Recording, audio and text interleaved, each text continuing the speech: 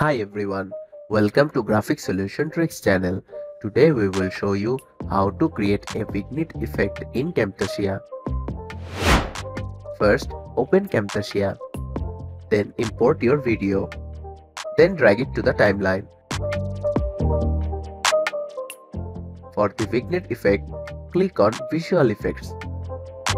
Scroll down and find Vignette effect, then drag it into the video.